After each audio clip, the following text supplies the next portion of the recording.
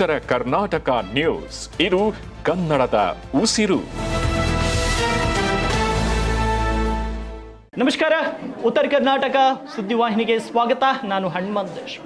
ಇವತ್ತಿನ ಈ ಒಂದು ವಿಶೇಷ ಸಂದರ್ಶನದಲ್ಲಿ ನಮ್ಮ ಜೊತೆಗಿರುವಂಥವರು ನೊಂದ ಮಹಿಳೆಯರ ತಾಯಿಯಾಗಿ ಮತ್ತು ರಾಜ್ಯದ ಯುವತಿ, ವಿದ್ಯಾರ್ಥಿನಿ ಮತ್ತು ಮಹಿಳೆಯರಿಗೆ ಅನ್ಯಾಯವಾದಾಗ ಥಟ್ಟಂತ ಎಲ್ರಿಗೂ ಒಂದೇ ಹೆಸರು ನೆನಪು ಬರುತ್ತೆ. ಆ ಹೆಸರು ಯಾರಂದರೆ ಡಾಕ್ಟರ್ ನಾಗಲಕ್ಷ್ಮಿ ಚೌಧರಿ. ಡಾಕ್ಟರ್ ನಾಗಲಕ್ಷ್ಮಿ ಚೌಧರಿ ಪ್ರಸ್ತುತ ಮಹಿಳಾ ಆಯೋಗದ ಅಧ್ಯಕ್ಷರಾಗಿದ್ದಾರೆ. ಇವತ್ತು ನಮ್ಮ ಸ್ಟುಡಿಯೋದಲ್ಲಿ ಅಲ್ಲದೆ ಹೋದರೂ ಕೂಡ ಜನರೊಂದಿಗೆ ಇದ್ದಾಗ ನಮ್ಗೆ ಸಮಯವನ್ನು ಕೊಟ್ಟಿದ್ದಾರೆ. ಮೇಡಮ್, ಈ ಒಂದು ವಿಶೇಷ ಸಂದರ್ಶನಕ್ಕೆ ತಮಗೆ ಹಾರ್ದಿಕವಾದಂಥ ಸ್ವಾಗತ. ಮ್ಯಾಮ್, ಒಬ್ಬರು ಮಿನಿಸ್ಟರು, ಒಬ್ಬರು ಶಾಸಕರು ಹೋದಾಗ ಎಷ್ಟು ಜನರು ಅವ್ರ ಹಿಂದೆ ಹೋಗ್ತಾರೋ ಇಲ್ವೋ ಗೊತ್ತಿಲ್ಲ, ಆದರೆ ತಮ್ಮ ಹಿಂದೆ ಆ ಒಂದು ಭರವಸೆಯನ್ನು ಇಟ್ಕೊಂಡು ಬರ್ತಾರೆ. ಹಾಗಿದ್ರೆ ನಾಗಲಕ್ಷ್ಮಿ ಚೌಧರಿ ಅವ್ರು ನಿಜಕ್ಕೆ ಏನು ಮಾಡ್ತಾರೆ ಜನರನ್ನ ಸೇರಿಸಲಿಕ್ಕೆ ಅಂತ? ಹಂಗೆಲ್ಲ ಏನು ಮಾಡೋದಿಲ್ಲ. ನನಗೆ ಗೊತ್ತಾಗಿದ್ದು ಇಷ್ಟೇನೆ, ನಿಮಗೆ ಕೊಟ್ಟಿರೋ ಕೆಲಸ ಪ್ರೀತಿಯಿಂದ ಮಾಡಿದ್ರೆ ಓಕೆ, ನೀವು ಯಾರನ್ನೂ ಕರ್ಸೋದೇ ಬೇಡ, ನೀವು ನೋಡ್ತೀರಲ್ಲ ಅಷ್ಟೇ, ಇನ್ನೇನು ಇಲ್ಲ ಇದರಲ್ಲಿ. ನನಗೂ ಅದ್ರ ಅರಿವಾಗಿದ್ದಂಗೆ ನಾ ಏನು ಮಾಡ್ತಿಲ್ಲ, ನನ್ನ ಕೆಲಸ ಅಷ್ಟೇ ಮಾಡ್ತಾ ಇರೋದು. ಬಟ್ ಕೆಲಸ ಮಾಡಬೇಕಾದ್ರೆ ತಾಯಿ ಹೃದಯದಿಂದ ಮಾಡ್ತೀನಿ. ಯಾಕಂದ್ರೆ ಸರ್ಕಾರ ಅಂದ್ರೆ ತಾಯಿ. ನಮ್ಮನ್ನೆಲ್ಲ ಕಾಪಾಡಬೇಕಾಗಿರೋದು ಸರ್ಕಾರ. ಸರ್ಕಾರದಲ್ಲಿ ನನಗೊಂದು ಸಂವಿಧಾನಾತ್ಮಕ ಒಂದು ಹುದ್ದೆ, ಅದು ಮಹಿಳಾ ಆಯೋಗದ ಅಧ್ಯಕ್ಷೆ. ಮಹಿಳಾ ಆಯೋಗದ ಅಧ್ಯಕ್ಷೆ ಅಂದ್ರೆ ತಾಯಿ ಸಮಾನ, ತಾಯಿಯಾಗೇ ಯೋಚನೆ ಮಾಡ್ಬೇಕು. ಒಂದ್ ಹೆಣ್ಣು ಮಗಳಿಗೆ ದೌರ್ಜನ್ಯ ಆಯ್ತು, ಒಂದ್ ಹೆಣ್ಣು ಮಗಳು ನಿನ್ನ ಹತ್ರ ಏನಕ್ಕೋ ಹತ್ಕೊಂಡ್ ಬಂದಿದ್ದಾಳೆ, ಏನೋ ಒಂದ್ ಕಷ್ಟ ಇದೆ ಅಂದಾಗ ತಾಯಿ ಹೇಗೆ ಸ್ಪಂದಿಸ್ತಾಳೋ ಹಾಗೆ ಆಯೋಗದ ಅಧ್ಯಕ್ಷೆ ಸ್ಪಂದಿಸಬೇಕು. ಅಷ್ಟೇ ನಾನು ಮಾಡ್ತಾ ಇರೋದು, ಅದಕ್ಕಿಂತ ಹೆಚ್ಚು ನಾನು ಏನು ಮಾಡ್ತಾ ಇದ್ದೀನಿ. ಮೇಡಮ್, ಇದು ಆಯೋಗದ ಅಧ್ಯಕ್ಷರಾದ ಮೇಲೆ ಈ ರೀತಿ ನಾಗಲಕ್ಷ್ಮಿ ಚೌಧರಿ ಅವರು ಇಷ್ಟೊಂದು ವರ್ಕ್ ಮಾಡ್ತಿದ್ದಾರಾ ಅಥವಾ ಕಾಲೇಜ್ ಡೇಸ್ ಇಂದ ಮಾಡ್ತಿದ್ರ ಅಂತ?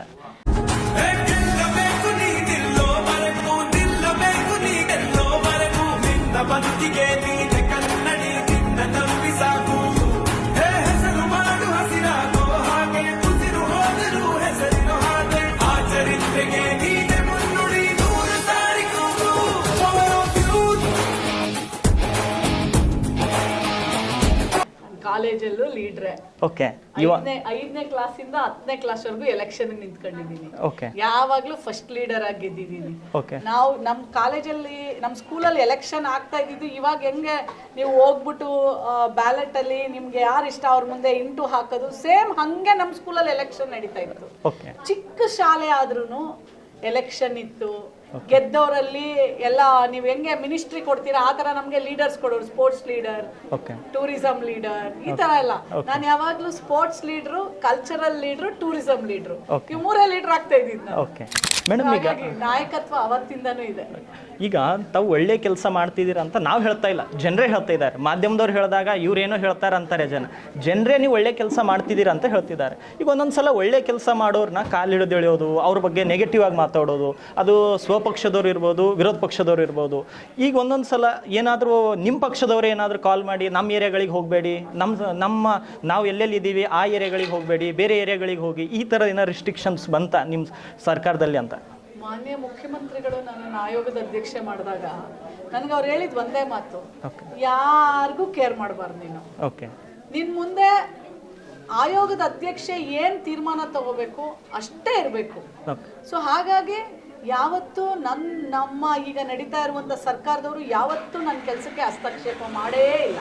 ಓಕೆ ಮೇಡಮ್, ಈಗ ಪ್ರೆಸೆಂಟ್ ಸಿನಾರಿಯೋದಲ್ಲಿ ಬೀದರಲ್ಲಿ ನೀವಿದ್ದೀರಾ, ಆಯೋಗದ ಅಧ್ಯಕ್ಷೆಗೆ ಎಲ್ಲರೂ ಒಂದೇ. ಓಕೆ, ಅಲ್ಲ ಈಗ ಅದು ಕಾಂಗ್ರೆಸ್ ಬಿಜೆಪಿ ಎರಡನೇ ವಿಷಯ, ಆದ್ರೆ ಇನ್ನೂ ಏನು ಮಾಡಬೇಕು ಮಹಿಳೆಯರ ಶ್ರೇಯೋಭಿವೃದ್ಧಿಗಾಗಿ? ನೋಡಿ, ಇವಾಗ ನೋಡಿ, ಇಲ್ಲಿ ಎಷ್ಟೋ ಜನ ಗಂಡದೀರು ಹೊಡೆಯೋದು, ಗಂಡದೀರು ಇಲ್ಲದೆ ಇರೋರು ಎಲ್ರಿಗೂ ಇವತ್ತು ಪೆನ್ಷನ್ನು, ಗೃಹಲಕ್ಷ್ಮಿ, ಇದೆಲ್ಲ ಅವರ ಆರ್ಥಿಕವಾಗಿ ಸಬಲೀಕರಣರಾಗಬೇಕು ಅಂತಾನೆ ಮಾಡ್ತಾ ಇರೋದು.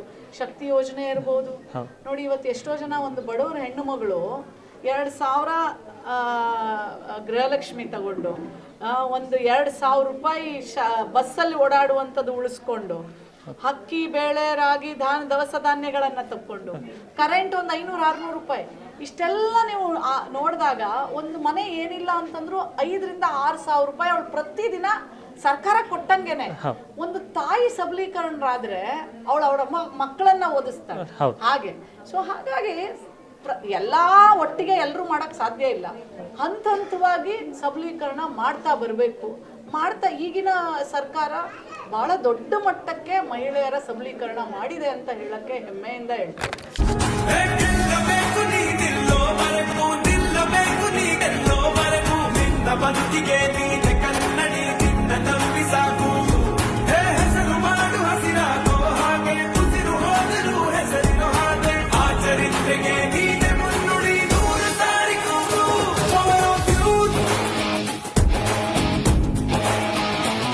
ಮೇಡಮ್, ನೀವು ಬೀದರ್ಗೆ ಬಂದಾಗಿಂದ ನಿಮ್ಮ ಜೊತೆ ತಿರುಗೋದ್ರಲ್ಲಿ ನಮಗೆ ಸುಸ್ತಾಗಿ ಹೋಯಿತು.